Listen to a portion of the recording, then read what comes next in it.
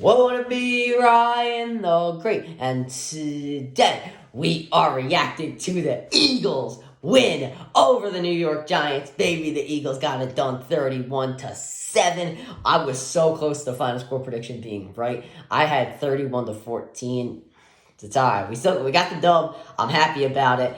And we're gonna be talking about how the Eagles are back, and there's really no questions now, unless San Francisco does win their game today. And speaking of San Francisco, I will be live streaming the San Francisco and Dallas game. Stream starts at 6:25 Eastern time, so make sure you guys are subscribed with the post notifications on, so you guys know when I go live. And make sure you go subscribe to my brother Lee and the Great Vlogs. Also, make sure you follow me on Twitch at Ryan the Great Podcast. And without further ado, ladies and gentlemen, let's get right into the video. So, starting off with the Eagles, as you know, we always start off with the quarterback, who was Jalen Hurts this week. He only threw the ball 24 times. He did complete 66% of his passes, so I do like the accuracy. 154 yards, not that impressive, but the run game in the second half was the most dominant, so it really doesn't matter. I do like how he only ran the ball 9 times and actually slid. Didn't take any hits, so I thought that was pretty good. But a great rating, though, 112.2. That was really good. I really appreciate that. Run game. Chef's kiss, ladies and gentlemen. Kenneth Gainwell. We're actually talking about Kenneth Gainwell this week. Didn't need open holes. He just put on the Jets every single play. If there was an open hole, he would just take the outside. 9.3 yards per carry. I mean, this brother has speed like there's no tomorrow. I mean, if anybody should, there's a contract. This should be Kenneth Gainwell looking at that game. Sanders did exceed all my expectations, though. 5.3 yards per carry.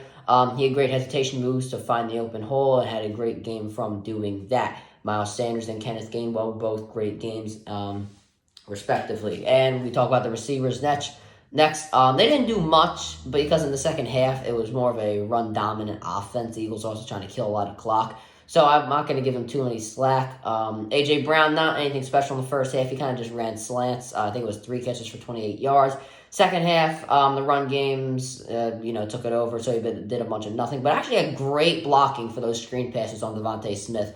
We always talk about how, receivers, they can pass, and sometimes even they come out of the backfield. But nobody ever talks about receivers blocking. And A.J. Brown does a great job of that, and he made sure to let it be known this game. Devontae Smith, he did a great job getting yards after catch on screens.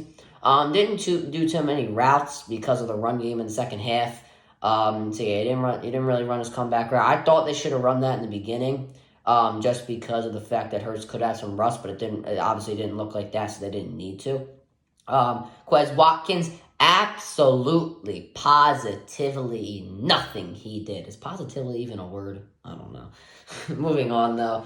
Dallas Goedert, I love what he was doing. 5 targets for 5 catches, 58 yards and a touchdown. Most of those yards did come from the corner route, though, but hey, he was able to get open. He made sure that defense didn't get to him. Hurts also made a nice throw on that play, dissected them there. But hey, that one-handed touchdown catch, ooh, baby, that was nice right there. The offensive line, absolutely dominant. Hurts had all day to throw in the pocket. Glad to see Lane Johnson is back. Hurts also did a great job getting the ball off quickly. But yeah, I am glad to see Lane Johnson back. He obviously helps there. And on the run, Steichen is finally listening, and he's running through Dickerson and Kelsey. They are unstoppable. There's just no stopping Jason Kelsey. First team All-Pro right there. Yes, the offensive line, the best in the NFL, and they're back at full force, ladies and gentlemen. Watch out. The defense.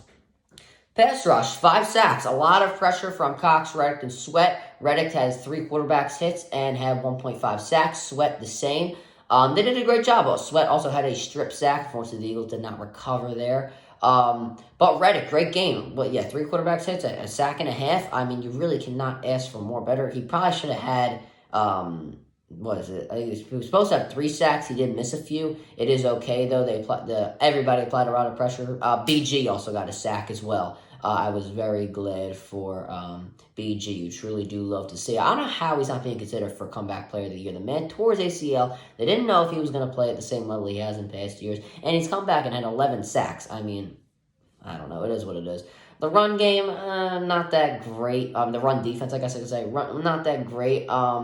I don't understand why Saquon only got the ball nine times. I guess that's just a lack of possession time. But he did average 6.8 yards per carry. And next week we're either facing CMC or Tony Pollard. So we better be ready because these guys are I wouldn't say a lot better than Saquon. I mean, honestly, I probably will put CMC over Saquon, or maybe, I don't know, depending on how many weeks you're supposed to rank. Because like at the end of the year, I definitely take CMC. Beginning of the year, I take Saquon. It depends, whatever you want. But I definitely say Saquon's better than Pollard. But Pollard is no scrub either, 1,000 yards this year, so it is what it is. But I was right. We cannot defend that outside to save our damn lives. Every time Saquon would go there, he would get 1,000,000 yards. Also on that, I do want to clear up something on that run. TJ Edwards just made a terrible read on which zone he was going to go through. It really didn't matter because if he would have went through the A gap, then he probably would have went through the B gap and gotten the same amount of yards. And since he went through the B gap, well, then he ran through the A gap and got the same amount of yards. I will say though, if he probably would have run through the A gap, he might have been tackled, or he could have got a touchdown because he could have used the sideline, but. It is what it is there. It really didn't cost the Eagles that much. But speaking of TJ Edwards, him and Kazir White did a great job of spying on Daniel Jones. He had a limit amount of carries, which he obviously did not have last week. And they made sure Saquon did not get any passes in the flats, which I really did like. Even though we will not see that stuff in the stat sheets, we'll see it in the film, and they did a great job of that. The secondary, let's go, baby. I knew they were going to shut these bums down. Holy hell, man. Bradbury, he knocked down, had an intercept. He got a lot of nice deflections. On that one deep ball to Slayton, he did a great job of, turning his head around. Oh, no. Okay. I'm sorry. I thought the camera cut out. My bad. I don't know if you guys could hear me going, no. But it is what it is. Anyway, Bradbury on that one play to Slayton, he did a great job of turning his head just at the right moment, making sure that Slayton could not see the football. Great job on that play. Some pass deflections, the interception. He baited Jones into the pick. I love what James Bradbury did this game. Darius Slay shut down everything that came his way. I didn't really call his name much today, but he's a shutdown corner. You really don't call his name that much. I do want to give some credit though to Blankenship. He gave up one pass to Richie James. I think it was like a dig route or a pattern. I don't really know. But then for the rest of the game, broken up passes. And if he gave up another pass, he tackled him right away. I really do want to give some credit to Blankenship. Also, some deflections were pretty nice. And Gardner Johnson, he made some great, tackles. Every time somebody would catch it, he was right there for the tackle. That proves he's had 60 tackles in 12 games this year. He is just amazing. What a brother. The bottom line, great run game from some unfamiliar faces. Obviously, Kenneth Gainwell. And the defense was good. The secondary was great. We were just lucky Saquon only had 9 carries and a lack of possession time, and because he averaged 6.8 yards a carry. And once again, we're going up against either Pollard or CMC next week, so we got to be ready for that. The Giants, Daniel Jones, pretty good game completion percentage wise. Pretty bad though in yards and touchdown to interception ratio. He barely found any receivers. Not that the receivers were open in the first place.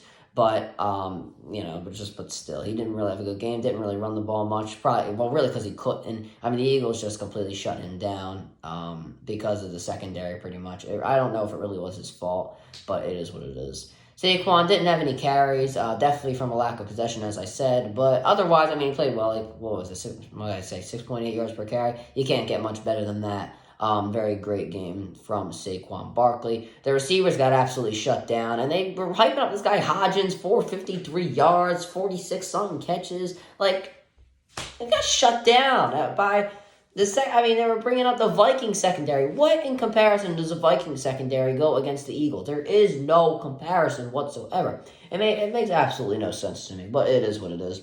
The defense couldn't stop the run. Saved their lives, and even if the Eagles were going to pass, I don't think they were going to shut that down either. Hurts had started out with 7 straight completions, so they weren't shutting that down either. The bottom line for them, you now probably are going to have to pay a hefty price by not picking up Daniel Jones' 5th-year option. So it's either you sign him or you try the trade market. I know Aaron Rodgers is going to be on the trade market, but I don't think they'd do that. And they actually got to give Saquon whatever he wants. He definitely was the entire team this year. He really dragged them to the playoffs. I do understand Daniel Jones did have a career high in just about every statistical category, and he turned down on his turnovers, but he was not playing at MVP level where he deserves, a $200 million contract. I mean, I think a 1-year deal might do it, but and then see what he can do next year. But yeah, I'm not giving him anything too big. Saquon, I mean, you can give him a 10-year deal if you want. Give him a Mahomes deal. He's your entire team. But yeah, guys, that's gonna do it for this video. As you guys know, I am streaming tonight once again, 7:25 Eastern time. Cowboys versus 49ers. So make sure you guys are there. I'm just really happy that we are in it. All I gotta say. Yeah, guys. Once again, gonna do it for this video. Make sure you subscribe, get the post notifications on. Go subscribe to my brother Living the Great Vlogs. Make sure you go subscribe to my second channel at Ryan the Cod Great. And make sure you follow me on Twitch at Ryan the Great Podcast. And as always, Ryan the Great out. Peace.